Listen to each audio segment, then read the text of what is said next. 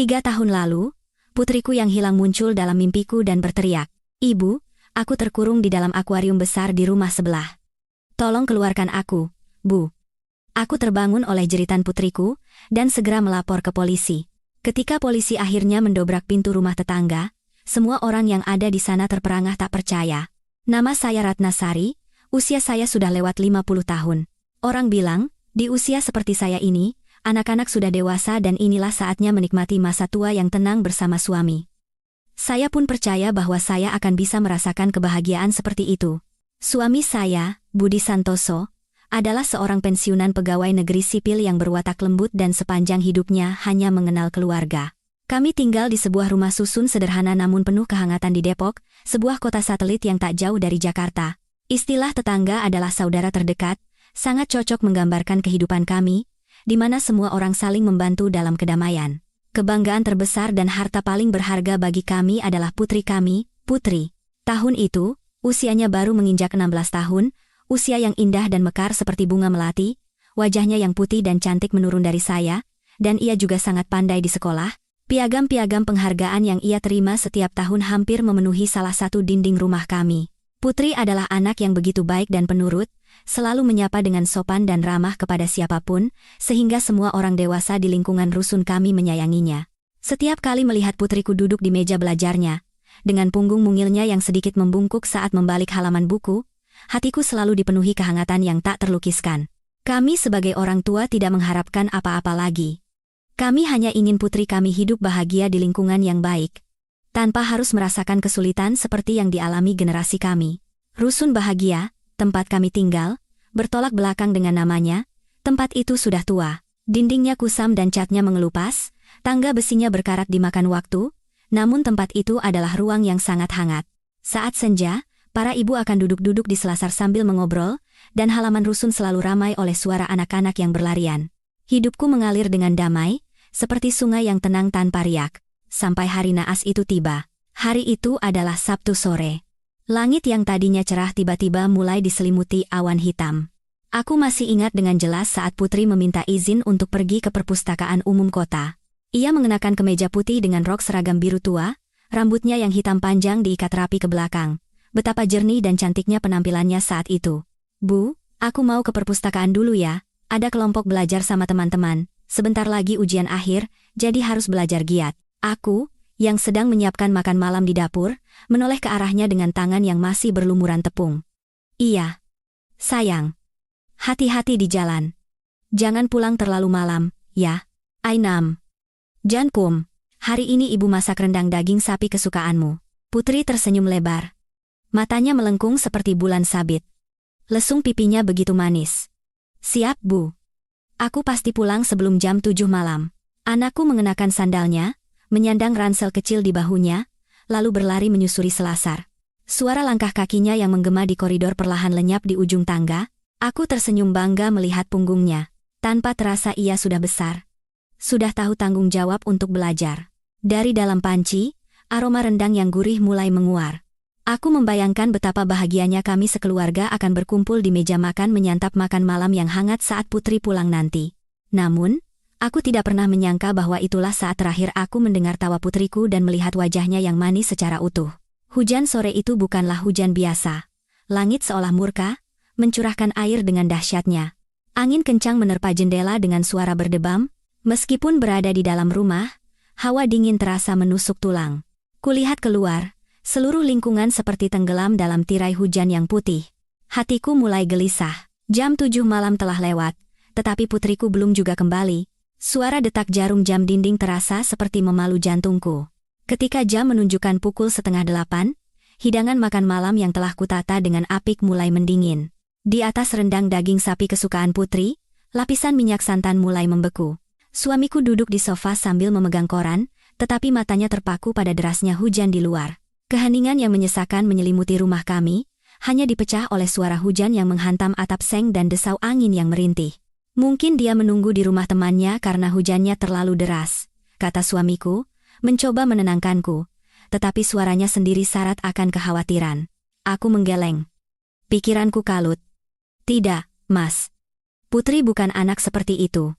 Kalau dia harus mampir di rumah temannya, dia pasti akan menelepon untuk memberitahu kita. Aku menekan nomor ponsel putriku untuk yang kesekian kalinya. Namun, yang terdengar hanyalah nada sambung tanpa harapan, diikuti suara operator yang mengatakan bahwa nomor yang dituju tidak aktif.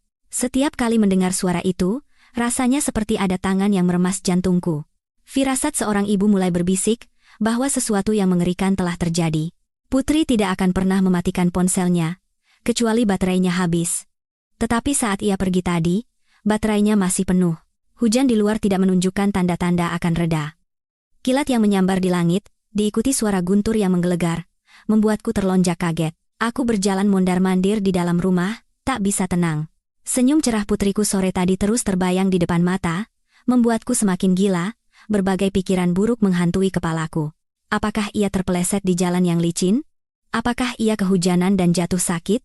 Atau, aku tidak ingin melanjutkan pikiran itu. Melihat keadaanku yang kacau, suamiku bangkit dari sofa, dan bergegas mengenakan jas hujan. Kamu tunggu di rumah saja. Aku akan coba cari di sekitar perpustakaan. Mungkin dia sedang berteduh di suatu tempat. Aku ikut, Mas. Sahutku dengan suara gemetar sambil meraih jas hujan yang lain. Aku tidak bisa hanya duduk diam di rumah. Kita harus mencari putri kita. Inpo dan Seran, Amabidan Saramakan. Melihat wajahku yang penuh keputusasaan, suamiku tidak sanggup melarangku.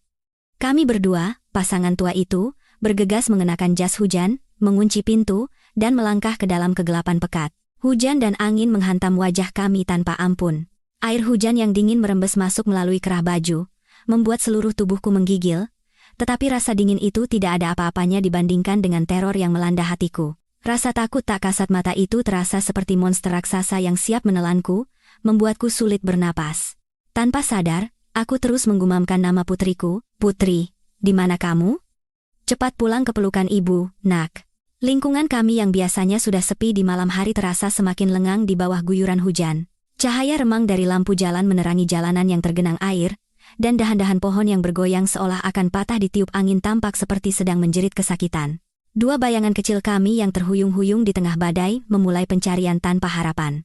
Kami berjalan menyusuri jalan yang biasa dilalui putri setiap hari.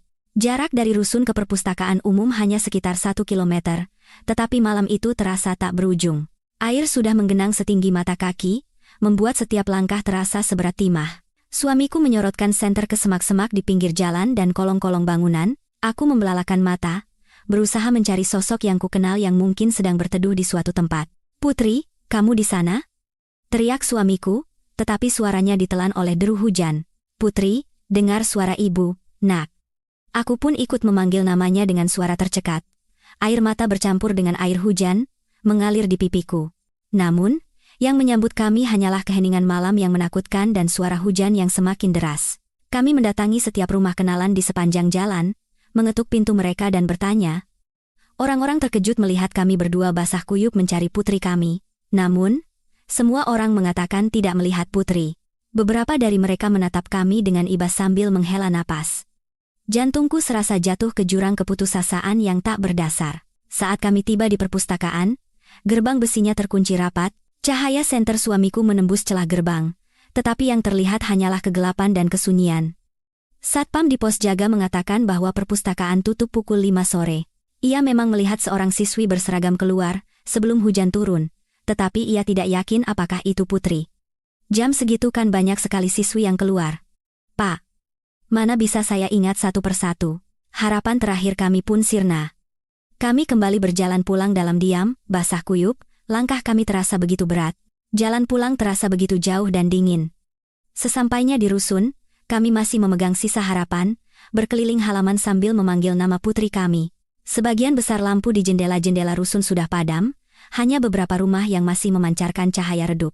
Di mataku, rusun bahagia kini hanyalah tumpukan beton yang dingin dan bisu. Kami kembali ke rumah dengan keadaan seperti tikus basah. Aku melepaskan jas hujan dengan tangan gemetar. Seluruh tubuhku terasa sedingin es. Suamiku bersandar ke dinding, terengah-engah. Rambutnya yang memutih dan basah membuatnya tampak 10 tahun lebih tua. Rumah kami tetap sunyi, dan hidangan makan malam di atas meja masih utuh dalam keadaan dingin. Aku memandang meja belajar putri. Buku pelajarannya masih terbuka, dan tas sekolahnya yang kosong tergeletak di atas kursi. Semuanya masih sama, hanya putriku yang tidak ada. Perasaan tak berdaya dan putus asa yang luar biasa menyergapku. Aku terduduk di lantai dan mulai menangis tersedu-sedu. Tangis yang telah kutahan selama berjam-jam akhirnya pecah dan tak bisa kuhentikan. Suamiku mendekat dalam diam dan memeluk bahuku yang bergetar.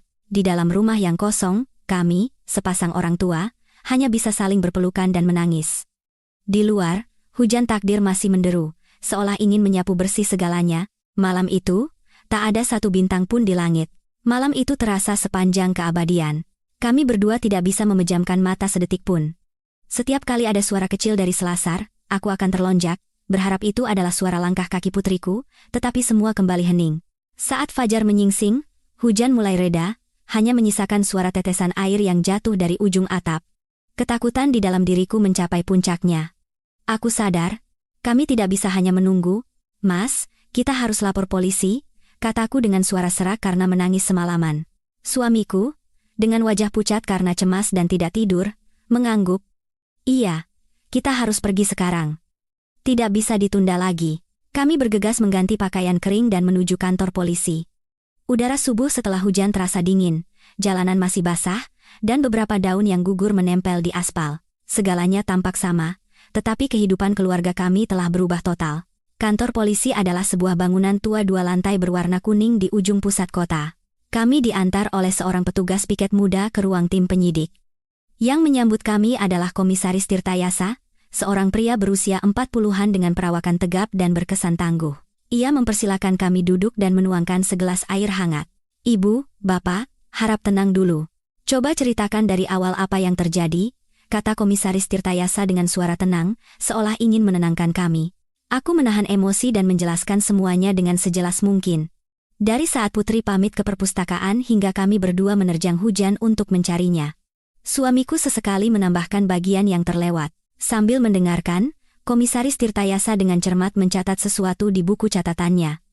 Sesekali ia mengangkat kepala dan mengajukan beberapa pertanyaan. Apakah putri ibu punya masalah dengan seseorang? Apakah ada perilaku aneh belakangan ini? Siapa saja teman-teman dekatnya? Kami hanya bisa menggelengkan kepala. Putri anak yang sangat baik, Pak. Dia hanya tahu belajar. Temannya pun hanya beberapa teman sekelas, dan dia tidak akan pernah pergi jauh sendirian tanpa izin orang tua, apalagi sampai bertengkar dengan orang lain. Dia anak yang sangat penurut, tidak pernah meninggikan suara pada siapapun.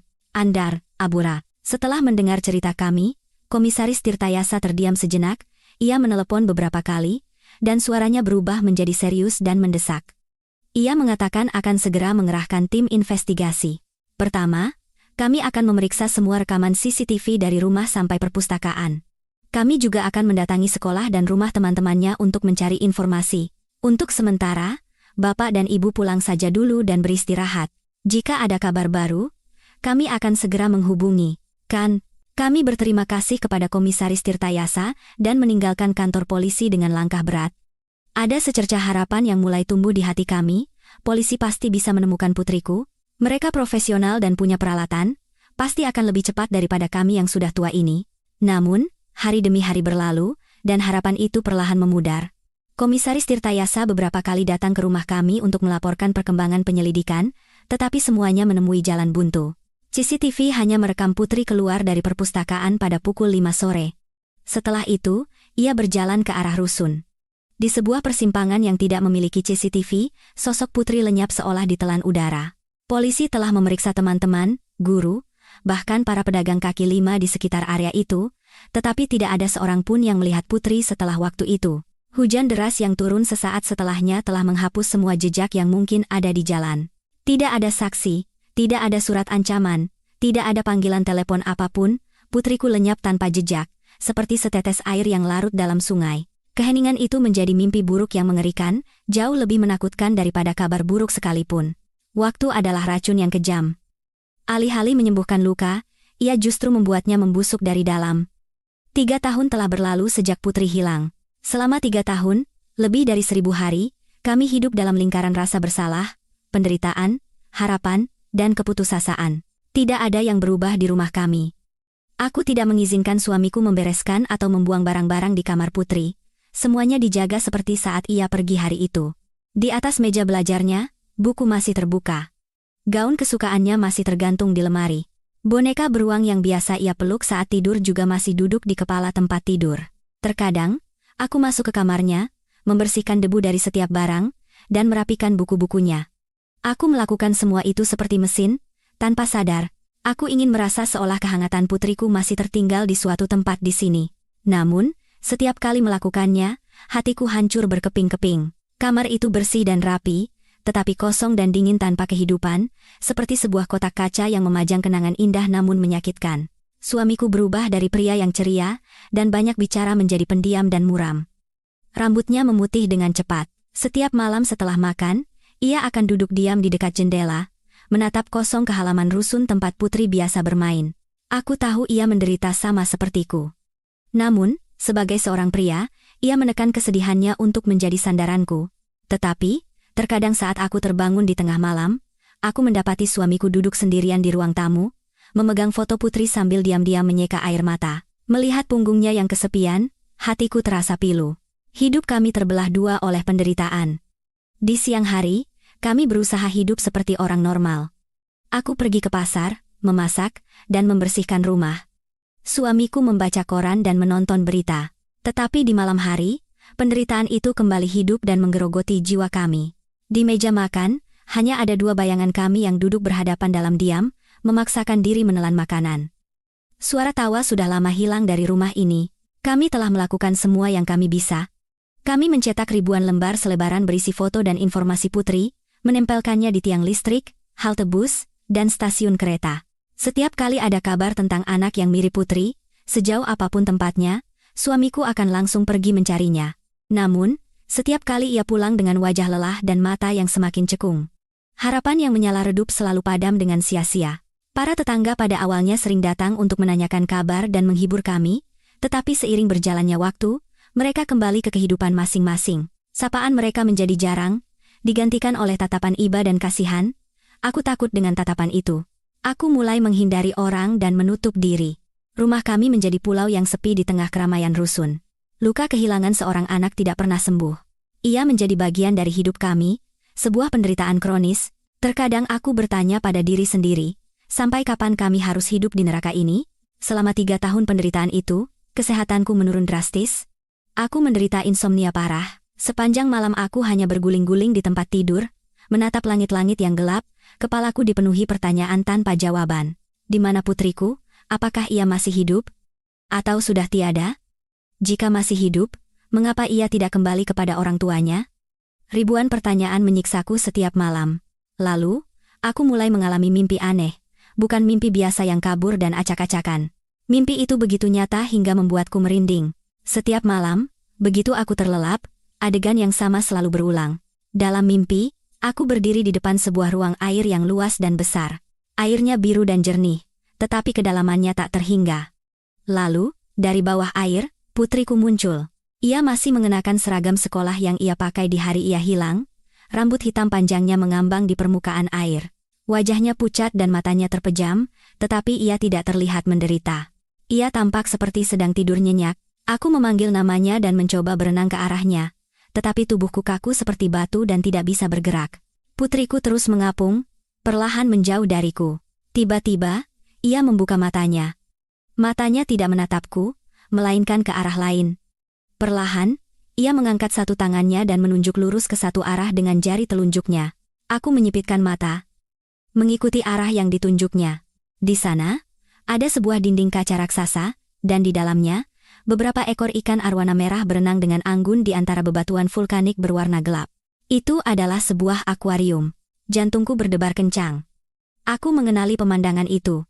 Dinding kaca itu, ikan-ikan arwana itu adalah akuarium di rumah Pak Hermawan, tetangga yang tinggal persis di seberang rumah kami. Saat aku menyadari hal itu, sosok putriku dan air biru itu lenyap. Aku terbangun dengan tubuh basah oleh keringat dingin. Jantungku masih berdebar kencang. Mimpi itu berulang setiap malam, tanpa satu detail pun yang berbeda. Awalnya, aku berpikir aku hanya berhalusinasi karena terlalu sedih dan merindukan putriku. Tetapi karena mimpi itu berulang dengan begitu presisi, aku mulai berpikir lain. Mengapa harus air? Mengapa harus akuarium Pak Hermawan? Firasat seorang ibu, sesuatu dari lubuk hatiku yang paling dalam, berteriak dengan kuat. Aku tidak lagi menganggapnya sebagai mimpi biasa. Ini adalah pesan. Putriku sedang mencoba memberitahuku sesuatu. Mungkinkah putriku ada di dalam akuarium itu? Pikiran gila itu membuatku merinding, tetapi pikiran itu tidak pernah lepas dari kepalaku, baik saat tidur maupun saat terjaga. Aku mulai mempercayai cerita yang tidak masuk akal itu. Sebuah keyakinan yang lahir dari cinta dan keputusasaan seorang ibu yang kehilangan anaknya. Dengan keyakinan samar yang kudapat dari mimpi itu, aku memutuskan untuk memberitahukannya pada suamiku. Suatu pagi, saat kami duduk di meja makan dalam diam, aku menarik napas dalam-dalam dan memberanikan diri untuk bicara. Mas, akhir-akhir ini aku terus memimpikan putri. Suamiku mengangkat kepalanya. Ada sedikit minat di matanya yang lelah. Mimpi apa lagi? Aku bermimpi putri berada di dalam air biru, lalu menunjuk ke rumah Pak Hermawan. Dia menunjuk lurus ke akuarium arwana raksasa di rumahnya. Aku mengucapkan kalimat itu dengan cepat, dengan suara bergetar, tidak berani menatap mata suamiku. Sepertinya, ada sesuatu di akuarium itu. Mungkin putri kita. Sebelum aku selesai bicara, suamiku memotong. Kamu ini mulai berpikir yang tidak-tidak lagi. Kamu hanya kelelahan dan berhalusinasi. Mana mungkin putri kita ada di sana? Itu tidak masuk akal. Suamiku menghela napas dengan suara sedih. Aku tahu hatimu sakit. Aku juga begitu. Tapi kita harus lebih realistis. Jangan berpegang pada mimpi yang tidak jelas seperti itu. Polisi kan sudah memeriksa semuanya. Pak Hermawan itu juga sudah diperiksa 3 tahun lalu, dan alibinya sempurna. Mendengar kata-kata suamiku, harapan yang baru saja mekar di hatiku seolah disiram air dingin. Aku tahu perkataannya logis. Orang waras manapun tidak akan percaya bahwa putrinya ada di dalam akuarium tetangga hanya karena sebuah mimpi. Tetapi firasatku, yang hanya dimiliki oleh seorang ibu, berteriak bahwa aku benar. Tapi aneh kan, Mas? Kenapa aku memimpikan hal yang sama setiap malam? Mimpinya begitu nyata, tidak seperti mimpi biasa. Aku mencoba meyakinkannya, tetapi suamiku hanya menggelengkan kepala pelan lalu pergi ke balkon untuk merokok. Aku merasa kesepian dan tak berdaya. Bahkan suamiku sendiri, yang telah menemaniku seumur hidup, tidak mempercayaiku. Apa yang harus kulakukan sekarang? Haruskah aku berteriak kepada dunia bahwa putriku sedang meminta tolong dari dalam mimpi? Orang-orang pasti akan menganggapku gila karena kesedihan. Sejak hari itu, obsesiku semakin parah. Aku tidak bisa tidur lagi. Begitu memejamkan mata, bayangan putriku yang mengapung di air biru selalu muncul. Yang lebih menyakitkan adalah kenyataan bahwa rumah kami dan rumah Pak Hermawan saling berhadapan, dipisahkan oleh halaman. Setiap malam, saat semua sunyi, aku bisa mendengar suara filter akuarium dari rumah Pak Hermawan. Suara mendengung yang monoton itu, yang dulu tidak pernah kuperhatikan, kini terasa seperti jarum yang menusuk gendang telinga dan hatiku yang berdarah. Suara itu seperti panggilan dari dunia tak terlihat, seperti bisikan putriku dari kedalaman air. Aku mulai takut pada rumahku sendiri. Aku tidak mau pergi ke balkon atau melihat ke arah rumah Pak Hermawan. Namun pada saat yang sama, dorongan kuat untuk melakukan sesuatu terus mendesakku. Aku tidak bisa hanya duduk diam dan mati seperti ini. Meskipun harapannya hanya 1:1.000.000, meskipun orang-orang akan menganggapku gila, aku harus mengungkap kebenarannya. Firasat seorang ibu memberitahuku, jawaban atas hilangnya putriku, ada di balik pintu besi dingin Pak Hermawan, di seberang halaman itu. Pak Hermawan adalah tetangga yang sudah tinggal di sana sejak kami pindah ke rusun ini. Ia tinggal sendirian di rumah seberang. Kudengar istrinya meninggal muda karena sakit, dan mereka tidak punya anak. Pak Hermawan seumuran dengan suamiku, tetapi terlihat jauh lebih tua. Tubuhnya kurus, punggungnya sedikit bungkuk, dan wajahnya selalu berkerut. Ia hidup sangat menyendiri dan tertutup, hampir tidak pernah berinteraksi dengan tetangga. Kalaupun berpapasan, ia hanya akan mengangguk sekadarnya lalu berjalan cepat, menghindari tatapan orang lain. Semua orang di rusun ini tahu bahwa Pak Hermawan memiliki sifat yang aneh. Ia tidak punya teman, dan tidak ada kerabat yang pernah mengunjunginya. Hidupnya seolah hanya berpusat pada beberapa ekor ikan arwana. Ia merawat ikan-ikan itu dengan lebih telaten daripada merawat anak. Setiap pagi, ia terlihat mengganti air dan memberi makan ikannya. Kudengar, ikan arwananya sangat langka dan mahal. Harga 1 ekornya bisa setara dengan harga sebuah rumah. Hal yang paling mencolok dan misterius dari rumahnya adalah akuarium raksasa itu. Itu bukan akuarium biasa yang ada di rumah-rumah. Akuarium itu ditanam di dalam dinding, memakan hampir setengah dari ruang tamunya, dan terlihat seperti akuarium mini di kebun binatang. Kacanya sangat tebal, dan airnya selalu berwarna kehijauan karena lampu di dalamnya. Pemandangan beberapa ekor arwana merah sebesar lengan orang dewasa yang berenang anggun di balik kaca itu tampak indah, tetapi juga sedikit menakutkan.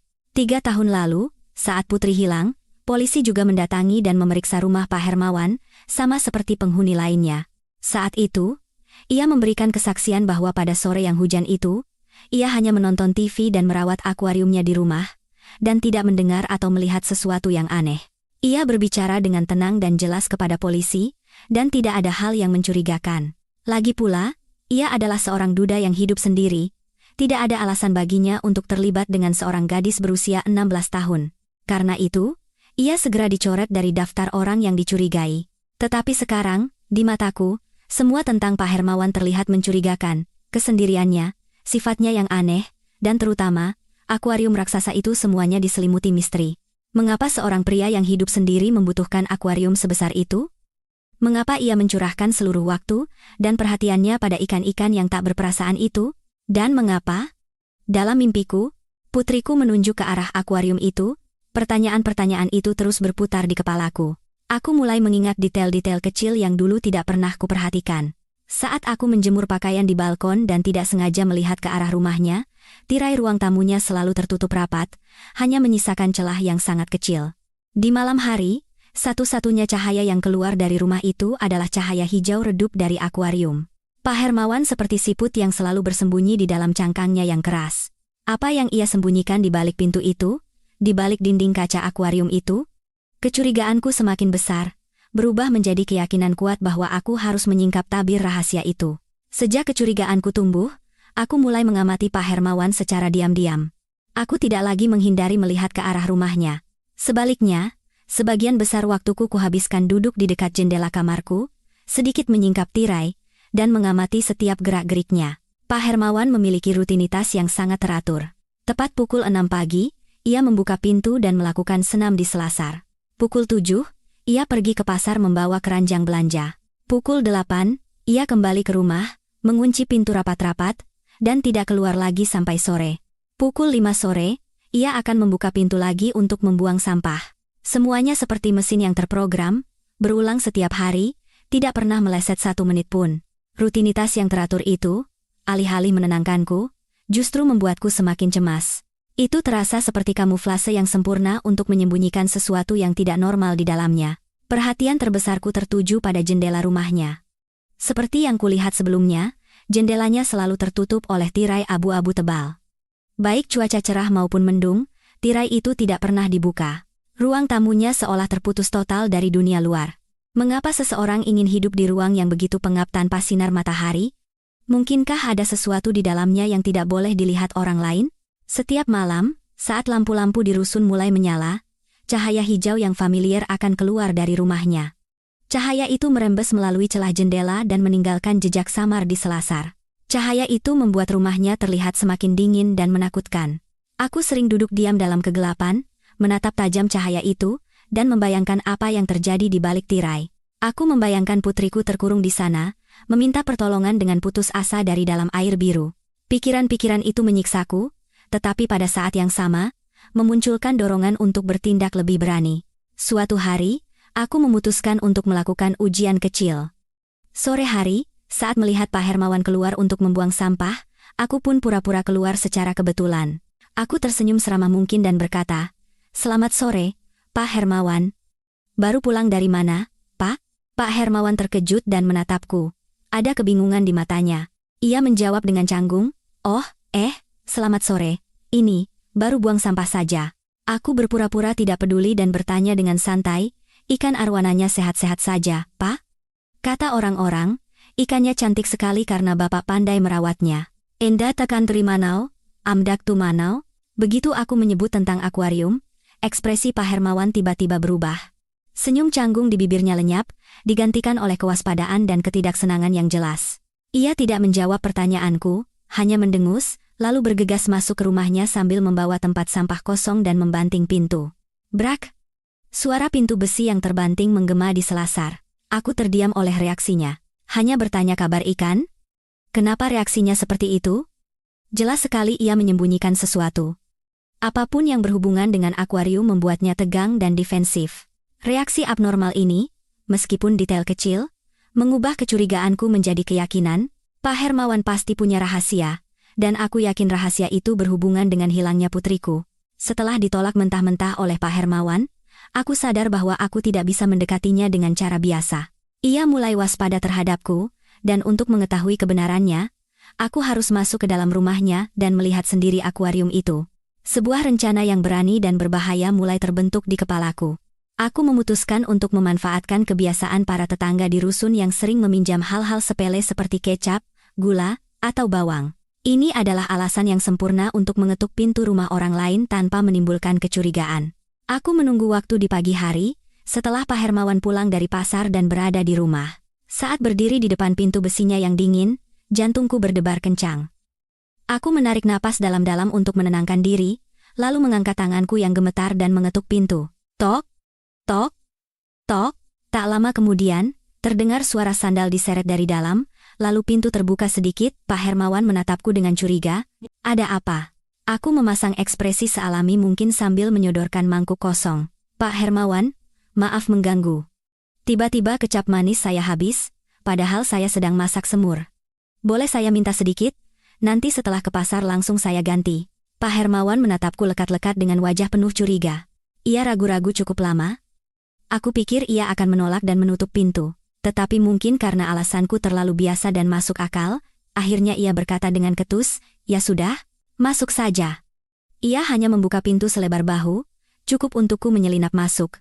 Begitu melangkah masuk, bau amis air dan pakan ikan menusuk hidungku.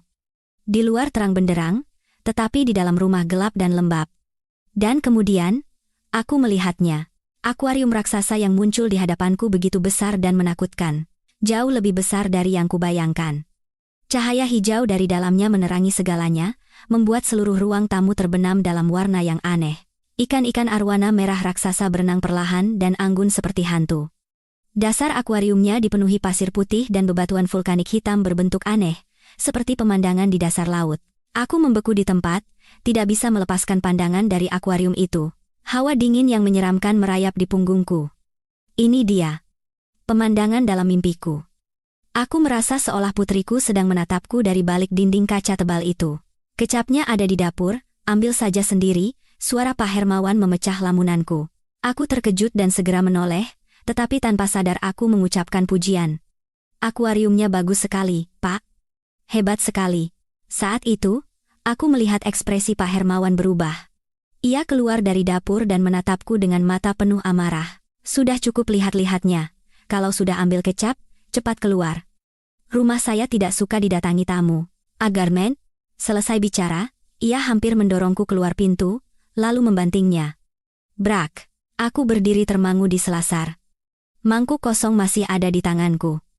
Aku tidak mendapatkan setetes pun kecap. Tetapi aku mendapatkan apa yang kuinginkan.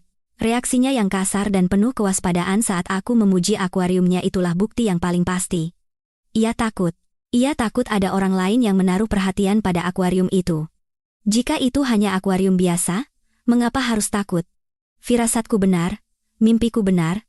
Di bawah air biru itu, ada rahasia mengerikan yang tersembunyi. Dan aku bersumpah, bahkan dengan nyawaku sebagai taruhan, aku akan menyeret rahasia itu ke dalam terang. Kembali ke rumah, aku membanting pintu dan bersandar di baliknya sambil terengah-engah. Jantungku masih berdebar seperti genderang perang. Akuarium yang menakutkan itu dan sikap Pak Hermawan tidak bisa hilang dari pikiranku. Rasa takut awalku segera berubah menjadi emosi lain, kemarahan. Kemarahan yang hebat membara di dadaku. Manusia itu, tetangga aneh yang selama ini tidak pernah kita curigai. Apa yang ia sembunyikan di rumahnya selama 3 tahun ini? Apa yang ia lakukan pada putriku? Semakin kupikirkan, aku tidak bisa menahan amarah. Aku mengepalkan tangan dan berjalan mondar-mandir. Aku berharap punya kekuatan untuk mendobrak pintunya, mengobrak-abrik segalanya, dan menemukan putriku. Tetapi aku sadar aku tidak bisa bertindak sendiri. Aku hanya seorang wanita lemah. Aku butuh bantuan hukum. Kali ini, aku tidak akan membiarkan siapapun mengabaikan kata-kataku. Aku punya bukti. Meskipun itu hanya firasat dan reaksi mencurigakan Pak Hermawan, bagiku itu lebih pasti daripada bukti fisik apapun. Aku mencari suamiku. Ia sedang membaca koran di kamar. Aku menceritakan semua yang baru saja terjadi. Dari pura-pura meminjam kecap, masuk ke rumahnya, hingga kemarahannya yang panik saat aku menyinggung soal akuarium. Sekarang Mas percaya, kan? Ini pasti perbuatannya. Kalau dia tidak bersalah, kenapa reaksinya seperti itu? Pasti ada sesuatu di dalam akuarium itu. Mas, kita harus segera lapor polisi. Suaraku tegas, tanpa keraguan sedikit pun. Kali ini, suamiku tidak mengabaikanku. Wajahnya mengeras saat mendengar ceritaku, alisnya yang tebal berkerut dalam-dalam. Mungkin keyakinan di mata dan suaraku telah meyakinkannya, atau mungkin di lubuk hatinya ia juga mulai merasa ada yang tidak beres. Ia terdiam sejenak, lalu mengangguk. Baiklah, kita ke kantor polisi. Kali ini, kita harus menuntut mereka untuk menyelidiki sampai tuntas. Mendengar kata-kata suamiku, aku merasa seperti beban seberat gunung terangkat dari pundakku. Akhirnya, ada yang mempercayaiku dan berdiri di sisiku. Kami tidak menunda 1 menit pun, kami bergegas berganti pakaian, mengunci pintu, dan langsung menuju kantor polisi. Saat bertemu Komisaris Tirtayasa lagi, sikapku benar-benar berbeda. Aku bukan lagi ibu yang meratap putus asa. Di hadapannya kini berdiri seorang ibu yang terbakar oleh amarah dan tekad untuk menuntut keadilan bagi putrinya. Aku menjelaskan kembali semua kecurigaanku, menekankan mimpi yang berulang dan, terutama, reaksi abnormal Pak Hermawan. Pak Komisaris, saya tahu apa yang saya katakan mungkin terdengar tidak masuk akal, tapi firasat seorang ibu tidak pernah salah. Tolong, sekali ini saja, percaya pada saya, tolong periksa akuarium di rumah Pak Hermawan. Saya merasa putri saya ada di tempat yang sangat dekat, dan jawabannya ada di sana. Jika kali ini tidak ditemukan apa-apa, saya akan menanggung semua konsekuensinya. Bapak boleh menghukum saya karena menghalangi tugas kepolisian, saya akan terima. Aku mengucapkan kalimat terakhirku nyaris berteriak, dan air mata pun tumpah. Suamiku meletakkan tangan di bahuku dan menatap Komisaris Tirtayasa dengan tatapan memohon. Penderitaan yang terpendam selama 3 tahun kini menjadi kekuatan yang tak tergoyahkan, kami tidak akan pergi sebelum mendapatkan jawaban yang memuaskan. Komisaris Tirtayasa mendengarkan cerita kami dalam diam. Wajahnya tidak menunjukkan emosi apapun, tetapi keningnya berkerut. Ia adalah seorang detektif veteran, terbiasa dengan kasus-kasus rumit dan penderitaan keluarga korban. Ia paham bahwa orang yang putus asa bisa berpegang pada keyakinan yang paling tidak realistis. Ketika aku selesai bicara, ia masih duduk diam, mengetuk-ngetuk meja dengan jarinya. Keheningannya membuat udara di ruangan itu terasa semakin berat. Aku menahan napas dan menunggu, berdoa dalam hati. Akhirnya, ia angkat bicara, suaranya tetap tenang dan rendah. Ibu, Bapak, saya sangat memahami dan bersimpati dengan penderitaan kalian. Tetapi, tolong pahami juga posisi kami. Hukum bekerja berdasarkan bukti. Kami tidak bisa sembarangan menggeledah rumah warga hanya berdasarkan mimpi dan firasat. 3 tahun lalu, kami sudah memeriksa Pak Hermawan secara menyeluruh. Ia tidak punya motif, dan tidak ada satupun petunjuk yang mengarah padanya. Jantungku serasa berhenti berdetak. Lagi-lagi logika dan prosedur. Aku tahu perkataannya benar, tetapi bagaimana aku bisa menerimanya? Tapi reaksinya, Pak, kenapa dia begitu ketakutan saat saya menyinggung akuariumnya? Bukankah itu bukti? Bantahku dengan suara marah. Itu bisa saja karena sifatnya yang aneh dan tidak suka orang lain mencampuri urusan pribadinya. Itu tidak cukup untuk dijadikan bukti hukum, Bu, jelas Komisaris Tirtayasa dengan tenang. Aku putus asa. Semua usahaku sepertinya akan sia-sia. Air mata mulai mengalir lagi dari mataku. Tepat pada saat itu, suamiku, yang sedari tadi diam, angkat bicara. Suaranya serak dan pelan, tetapi penuh bobot. Pak Komisaris, saya tahu istri saya mungkin sedang sangat emosional. Tapi tolong lihat istri saya. Selama 3 tahun ini, tidak sehari pun ia bisa tidur nyenyak. Ia hidup seperti orang setengah mati karena anaknya. Sekarang, inilah satu-satunya harapannya, sekecil apapun itu.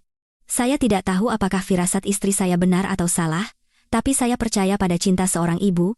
Kami mohon, kasihanilah kami orang tua ini, tolong kami sekali ini saja, cukup periksa akuarium itu saja. Jika tidak ada apa-apa, kami tidak akan mengganggu Bapak lagi, kami akan menerimanya sebagai takdir kami.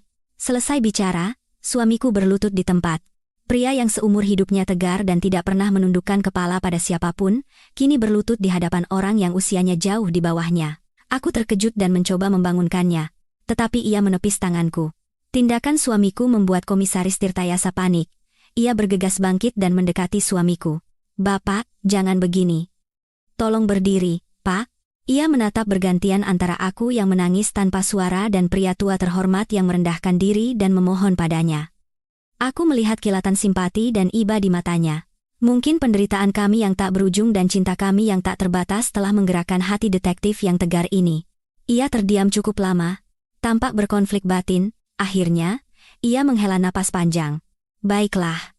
Bapak dan Ibu, tolong berdiri. Saya tidak bisa mengeluarkan surat perintah penggeledahan, tetapi saya bisa membentuk tim untuk mengunjungi rumah Pak Hermawan dengan alasan inspeksi keamanan dan pencegahan kebakaran. Ini adalah kegiatan rutin di lingkungan ini. Dalam proses itu, kami akan secara kebetulan memeriksa area sekitar akuarium dengan lebih teliti. Dengan begitu, kami tidak melanggar hukum dan bisa menjawab keraguan Bapak dan Ibu. Anhapia puluh pian, Amas Triban. Mendengar kata-katanya, telingaku berdengung. Aku tidak percaya dengan apa yang kudengar. Harapan kembali menyala, lebih terang dari sebelumnya. Aku dan suami saling berpandangan dan menangis haru. Kami menggenggam tangan Komisaris Tirtayasa dan berulang kali mengucapkan terima kasih. Ia tidak hanya bertindak dengan nalar seorang polisi, tetapi juga dengan hati seorang manusia. Sore itu, Komisaris Tirtayasa menepati janjinya. Sebuah tim yang terdiri dari 3 orang, termasuk dirinya, datang ke rusun bahagia. Mereka mengenakan pakaian preman dan datang dengan mobil biasa agar tidak menarik perhatian. Komisaris Tirtayasa berpesan pada kami untuk tetap tenang di dalam rumah dan tidak melakukan apapun yang bisa memancing kecurigaan Pak Hermawan. Aku bersembunyi di balik jendela, mengamati langkah mereka dengan jantung yang berdebar kencang. Tim penyidik berkeliling rusun, mengetuk beberapa pintu rumah lain untuk basa-basi, lalu berhenti di depan rumah Pak Hermawan. Semuanya tampak seperti inspeksi keamanan lingkungan yang biasa dan alami. Seorang petugas mengetuk pintu, dan tak lama kemudian, Pak Hermawan membukanya. Ia tampak terkejut dan tidak bisa menyembunyikan rasa tidak senangnya melihat orang-orang asing itu. Komisaris Tirtayasa maju, menunjukkan identitasnya, dan menjelaskan tujuan kedatangan mereka. Meskipun enggan, di hadapan alasan yang sah dan sikap tegas tim penyidik, Pak Hermawan tidak punya pilihan selain membiarkan mereka masuk. Pintu besi itu tertutup, dan semua yang terjadi di dalam tidak terlihat. Waktu menunggu terasa seperti keabadian. Aku dan suamiku duduk di dalam rumah, merasa cemas luar biasa. Setiap detik adalah siksaan. Aku merapatkan kedua tangan dan berdoa. Semoga firasatku benar. Semoga putriku bisa diselamatkan. Sekitar 30 menit kemudian, pintu rumah Pak Hermawan terbuka. Tim penyidik keluar, dan wajah mereka semua serius. Pak Hermawan berdiri di depan pintu mengantar mereka. Wajahnya pucat pasi. Tim penyidik memberi salam padanya, lalu langsung menuju tangga tanpa sedikit pun menoleh ke arah rumah kami. Tindakan itu membuat jantungku mencelos. Apakah mereka tidak menemukan apa-apa? Apakah aku benar-benar salah? Namun, hanya beberapa menit kemudian, ponselku berdering, nomor Komisaris Tirtayasa. Aku menjawab telepon dengan tangan gemetar. Halo, Ibu Ratna? Bisa tolong segera datang ke rumah Pak Hermawan sekarang? Tapi tolong datang diam-diam, jangan sampai dia tahu. Suara Komisaris Tirtayasa di seberang sana terdengar rendah dan mendesak, tidak perlu dikatakan 2 kali. Aku dan suamiku bergegas keluar rumah dan berjalan sepelan mungkin menuju rumah Pak Hermawan. Di depan pintu, 2 orang petugas muda sudah menunggu. Mereka memberi isyarat agar kami masuk. Di dalam, Komisaris Tirtayasa berdiri sendirian di depan akuarium. Pak Hermawan tidak terlihat. Mungkin ia sedang ditahan di ruangan lain dengan alasan lain. Komisaris Tirtayasa menoleh ke arah kami dengan tatapan yang rumit. Ia tidak berkata apa-apa, hanya mengangkat sebuah benda kecil. Itu adalah senter profesional yang cahayanya sangat terang. Ia menyalakan senter itu dan menyorotkan seberkas cahaya ke dalam akuarium. Perlahan, ia menggerakkan cahaya itu menyusuri dasar akuarium, menyapu pasir putih dan bebatuan vulkanik hitam. Jantungku serasa berhenti berdetak. Tolong lihat baik-baik di sini, kata Komisaris Tirtayasa pelan. Cahaya senter berhenti di sebuah celah kecil di antara bebatuan, tersembunyi di balik sebuah batu vulkanik besar. Awalnya, aku tidak melihat sesuatu yang istimewa, tetapi saat Komisaris Tirtayasa sedikit menggoyangkan senternya, sesuatu yang sangat kecil berkilau, memantulkan cahaya logam. Benda itu begitu kecil hingga nyaris menyatu dengan warna pasir dan batu. Tanpa senter yang kuat dan pengamatan yang teliti, tidak akan ada yang bisa menemukannya. Komisaris Tirtayasa menggunakan sebuah penjepit panjang, dengan hati-hati memasukkan tangannya ke dalam celah batu dan mengambil benda itu. Ia memasukkannya ke dalam kantong plastik bukti kecil. Saat ia mengangkatnya di depan mata kami, aku tidak bisa bernapas. Itu adalah sebuah liontin kalung perak berbentuk bulan sabit. Di atasnya, terukir inisial yang sangat kecil, PS. Seluruh tubuhku gemetar. Suamiku di sebelahku juga terdiam. Itu adalah kalung Putri. Kalung yang kami berikan sebagai hadiah ulang tahunnya yang ke-15. Putri sangat menyayangi kalung itu, dan selalu memakainya. Jadi benar. Mimpiku nyata. Firasatku benar. Putriku, dia benar-benar ada di sini. Semua keraguan terkonfirmasi. Setelah 3 tahun pencarian yang sia-sia, petunjuk paling penting akhirnya muncul. Segera setelah menemukan kalung itu, Komisaris Tirtayasa memberi isyarat kepada rekan-rekannya. 1 orang berjaga di luar, sementara yang lain masuk ke kamar tidur, tempat mereka menahan Pak Hermawan dengan dalih memeriksa sistem kelistrikan. 2 menit kemudian, mereka membawa Pak Hermawan ke ruang tamu. Melihat kami bertiga berdiri di depan akuarium, wajah Pak Hermawan berubah menjadi kelabu. Ia panik dan mulai tergagap. Kenapa? Kenapa kalian ada di sini? Apa yang kalian lakukan? Komisaris Tirtayasa tidak menjawab. Hanya dengan tenang mengangkat kantong plastik berisi kalung itu di depan mata Pak Hermawan. Anda kenal benda ini? Pak Hermawan menyipitkan mata untuk melihatnya. Saat ia menyadari apa itu, seluruh tubuhnya mulai bergetar hebat, dan kakinya lemas seolah tak bertenaga. Ia mundur beberapa langkah sambil menggelengkan kepala dengan panik. Saya tidak tahu. Saya tidak pernah lihat benda itu. Anda yakin?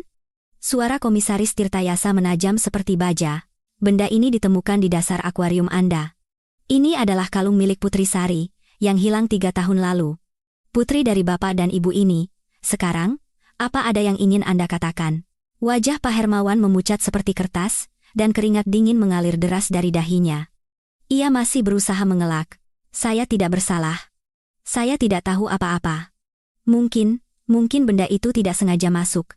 Saya benar-benar tidak tahu. Tetapi ekspresinya yang ketakutan dan bicaranya yang tergagap sudah menjelaskan segalanya. Komisaris Tirtayasa menatap lurus ke matanya. Tatapannya setajam pisau. Ia mulai menggunakan teknik interogasi yang menusuk psikologi pelaku kejahatan. Pak Hermawan, lebih baik Anda bicara jujur. 3 tahun lalu, tanggal 17 Juni sore, hujan turun sangat deras.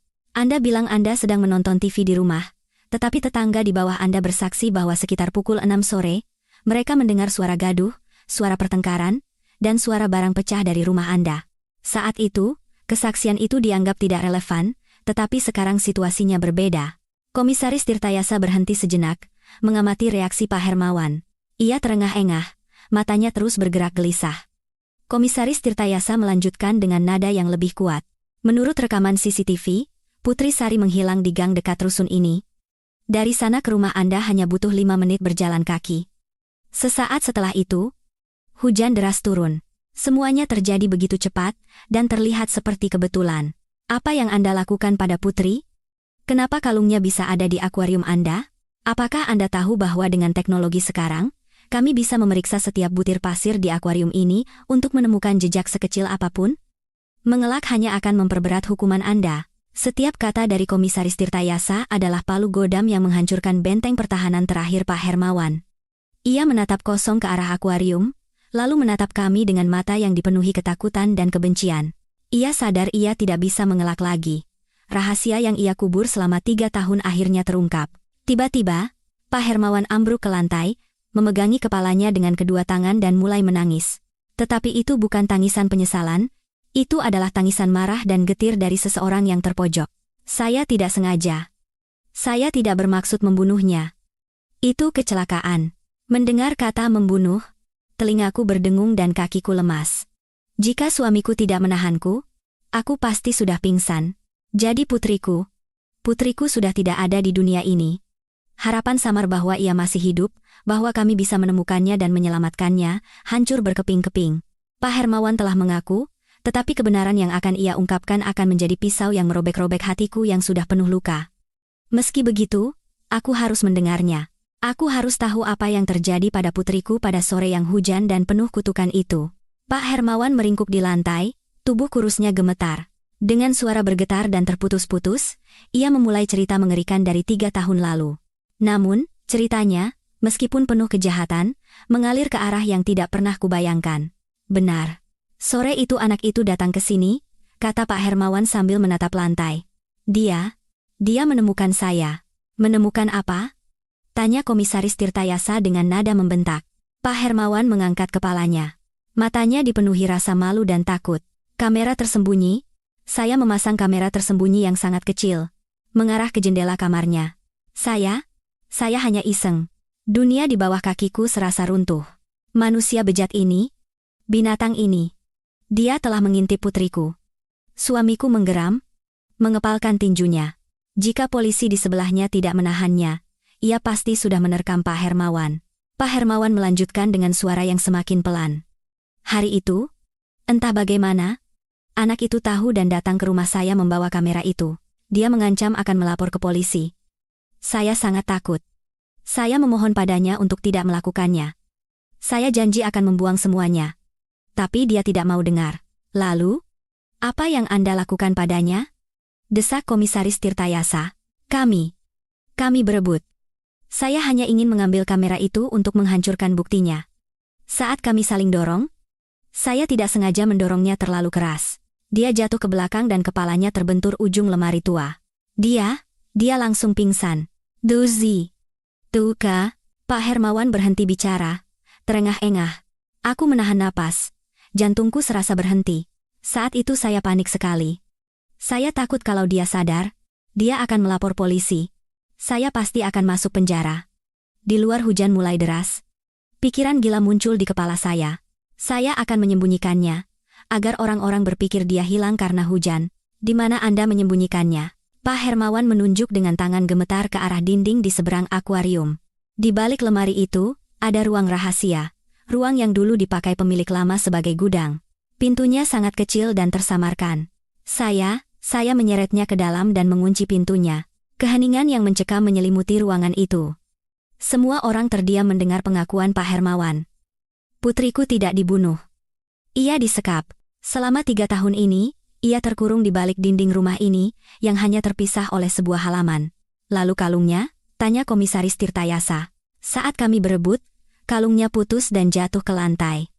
Terlempar ke dekat akuarium, tapi saya tidak melihatnya. Mungkin saat saya bersih-bersih, kalung itu tersapu bersama kerikil yang saya kumpulkan untuk dasar akuarium. Sampai hari ini saya sama sekali tidak tahu. Harapan yang luar biasa kuat menyala di dalam diriku. Putriku masih hidup. Dia masih hidup. Rasa sakit yang luar biasa saat mengira ia telah tiada seketika lenyap, digantikan oleh kegembiraan dan harapan yang meluap-luap. Meskipun ia terkurung dan menderita, putriku masih bernapas, masih ada di dunia ini. Di mana ruangan itu? Buka sekarang juga, teriak Komisaris Tirtayasa. Tak bisa lagi menahan ketenangannya. Pak Hermawan, seperti boneka yang kehabisan tenaga, bangkit dengan terhuyung-huyung dan membawa tim penyidik ke lemari kayu tua. Ia meraba-raba sejenak, lalu melepaskan sebuah papan kayu yang tersamar di bagian belakang. Sebuah pintu besi kecil yang berkarat muncul. Kunci dimasukkan ke dalam lubang kunci, dan dengan suara klik yang kering, pintu itu terbuka. Di baliknya, tampak sebuah ruangan yang gelap gulita dan pengap. Saat pintu besi berderi terbuka, udara apak dan lembab yang terperangkap di dalamnya menyembur keluar, membuat orang-orang di dekatnya mundur selangkah. Komisaris Tirtayasa menyalakan senternya dan menyorot ke dalam kegelapan pekat. Ruangan itu sangat kecil, hanya beberapa meter persegi, tanpa jendela. Cahaya senter menyapu dinding yang bernoda, dan sarang laba-laba yang memenuhi sudut-sudutnya. Lalu, cahaya itu berhenti di salah satu sudut ruangan. Di atas sebuah ranjang darurat yang sudah lapuk, sesosok tubuh kecil meringkuk. Rambut hitam panjangnya yang dulu begitu berkilau, kini kusut masai dan menutupi sebagian besar wajahnya. Orang itu mengenakan pakaian usang dan longgar. Putri? Kamukah itu, nak? Teriakku dengan suara tercekat, berlari maju. Suamiku dan Komisaris Tirtayasa bergegas mengikuti. Mendengar suaraku, tubuh itu sedikit bergerak, lalu perlahan bangkit. Saat rambutnya tersibak dan wajahnya terlihat, jantungku serasa berhenti. Itu adalah putriku. Tetapi ia bukan lagi gadis 16 tahun yang penuh semangat. Wajahnya pucat dan cekung, matanya yang besar dan dalam dipenuhi ketakutan dan kebingungan melihat cahaya dan orang-orang asing. Tubuhnya kurus kering, hanya tinggal tulang berbalut kulit. Ia tampak begitu rapuh dan lemah, seperti lilin di hadapan angin. Melihat keadaannya, hatiku serasa diiris sembilu. Selama 3 tahun ini, putriku hidup di neraka ini. Betapa takut, kesepian, dan putus asanya dia. Aku tidak ingin memikirkannya lagi. Putri, ini ibu, nak. Ibu dan ayah datang menjemputmu. Aku memeluk tubuh kurusnya dengan erat. Tubuh anakku bergetar.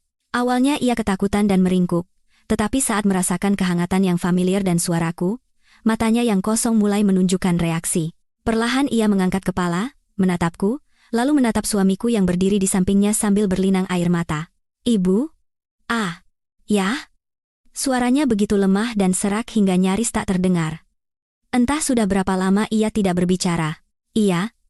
Nak, ini ibu dan ayah. Suamiku ikut berlutut dan menggenggam tangan putri yang dingin dan kurus. Dan kemudian, seolah bendungan pecah, emosi anakku yang terpendam selama 3 tahun meledak.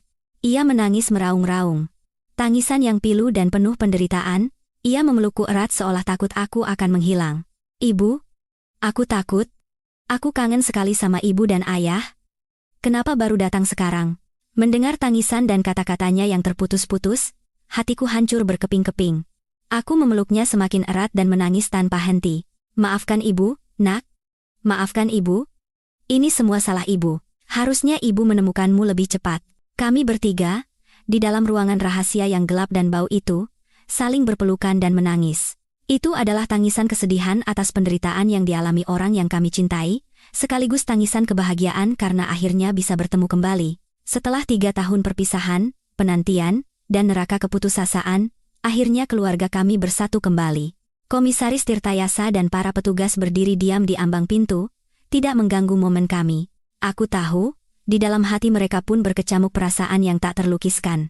Mereka telah menyaksikan TKP kejahatan yang mengerikan, tetapi pada saat yang sama, mereka juga menyaksikan keajaiban yang diciptakan oleh cinta seorang ibu.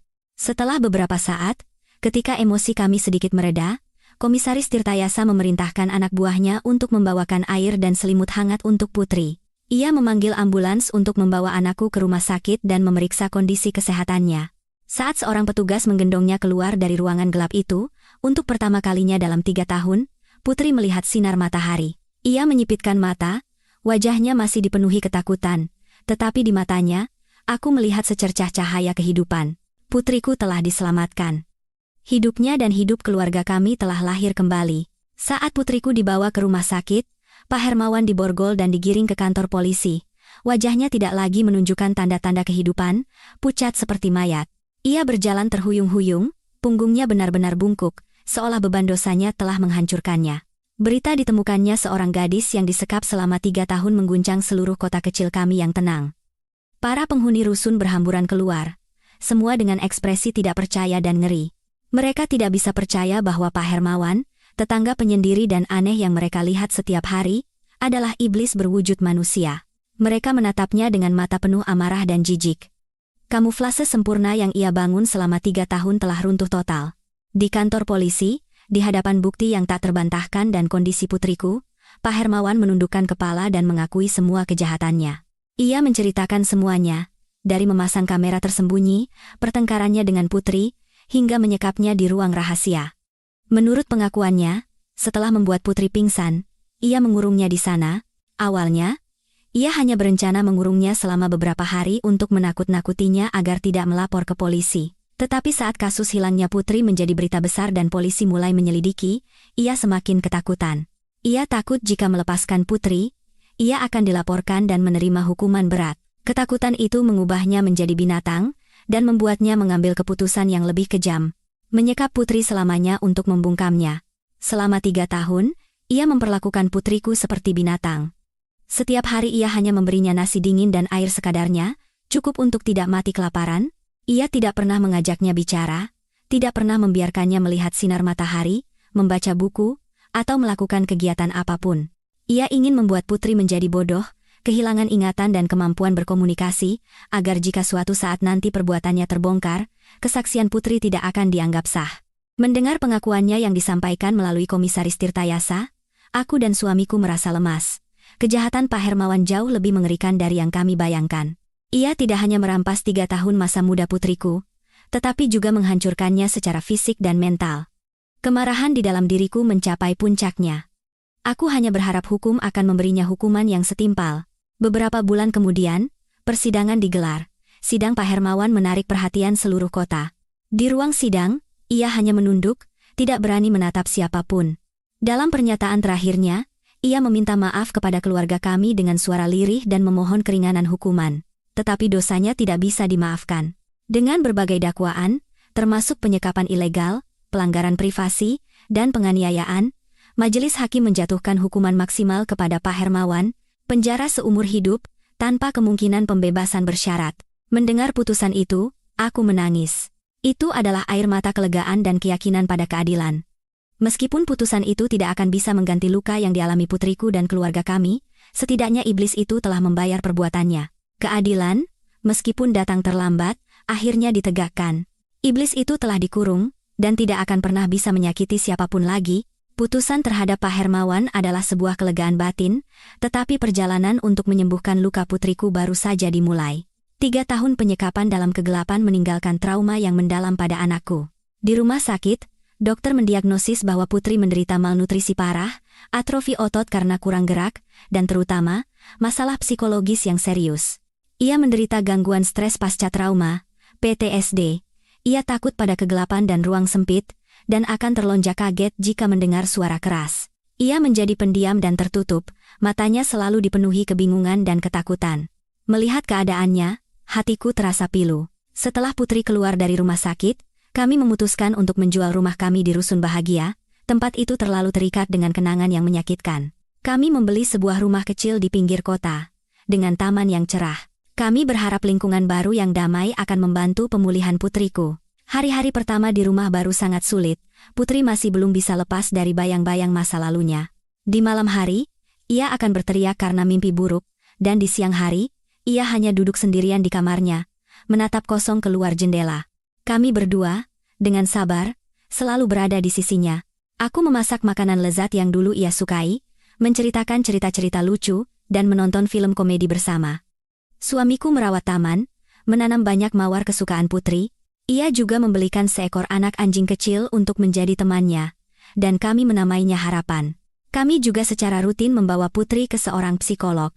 Psikolog itu, seorang wanita parubaya yang sangat lembut dan pengertian, dengan sabar mengajak putri bicara, mendengarkannya, dan melalui terapi yang tepat, membantunya perlahan-lahan membuka diri. Proses penyembuhan sangat lambat, tetapi kami tidak pernah menyerah. Cinta keluarga adalah obat terbaik.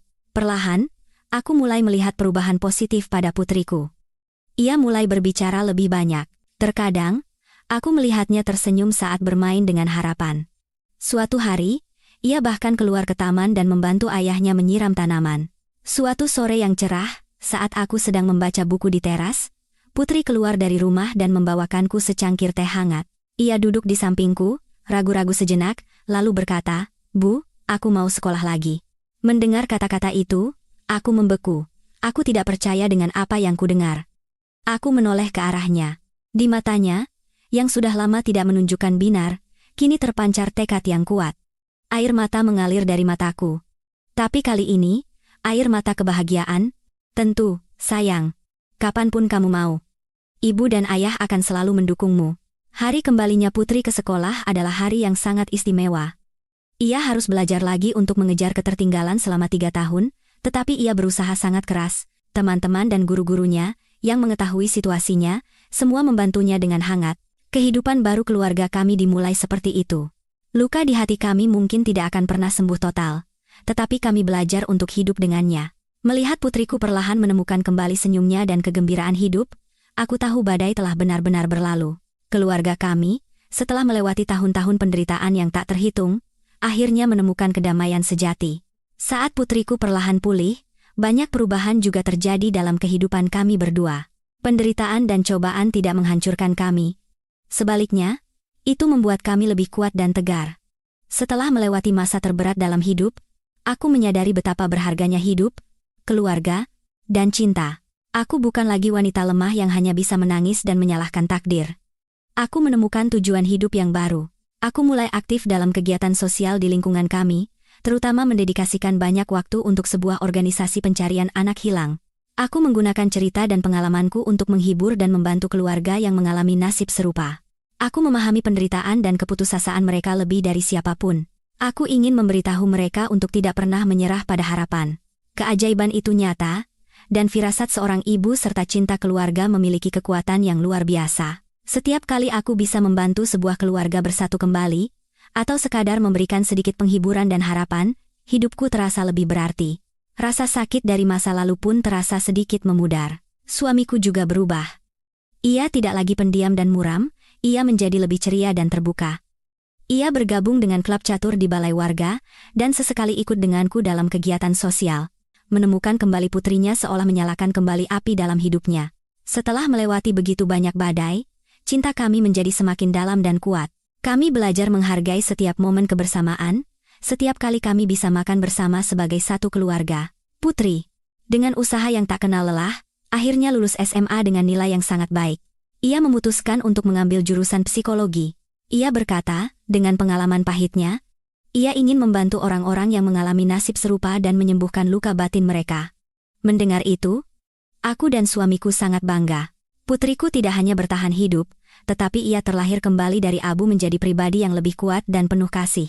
Cinta, ketabahan, dan keyakinan telah membantu keluarga kami melewati cobaan terberat. Kami tidak hanya menemukan kembali putri kami, tetapi juga menemukan kembali diri kami sendiri, dan menemukan makna hidup yang lebih mulia. Kami telah membuktikan bahwa sekejam apapun takdir, selama ada cinta dan harapan, manusia bisa mengatasi segalanya. Beberapa tahun kemudian, kehidupan keluarga kami membuka babak baru yang penuh cahaya dan kebahagiaan. Rumah kecil kami di pinggiran kota selalu dipenuhi tawa. Putri, setelah lulus kuliah, menjadi seorang psikolog yang kompeten.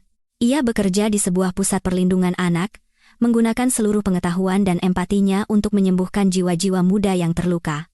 Melihatnya tumbuh menjadi wanita yang dewasa, percaya diri, dan penuh kasih, aku dan suamiku merasakan kepuasan dan kebahagiaan yang tak terhingga. Putri kami tidak hanya menjadi kebanggaan kami, tetapi juga sumber inspirasi bagi banyak orang. Terkadang di akhir pekan, kami sekeluarga berziarah ke makam kakek neneknya. Tetapi kami tidak lagi datang dengan kesedihan. Kami menceritakan kepada mereka tentang kehidupan baru keluarga kami, tentang cucu mereka yang kuat dan hebat, dan tentang keluarga-keluarga lain yang telah kami bantu.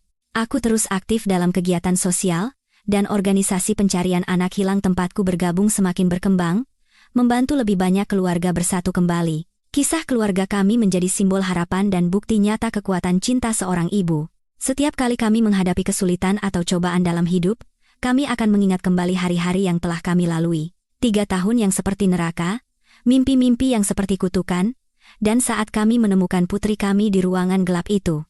Kenangan itu bukan lagi rasa sakit, melainkan sumber kekuatan dan pengingat.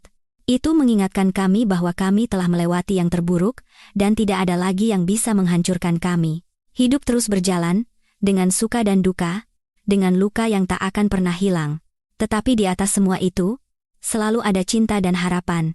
Keluarga kami telah belajar untuk menghargai setiap hari kami hidup, setiap momen kebersamaan. Kami tahu, apapun yang terjadi di masa depan, cobaan apapun yang diberikan kehidupan, cinta keluarga akan selalu menjadi mercusuar yang menuntun kami, dan harapan tidak akan pernah padam.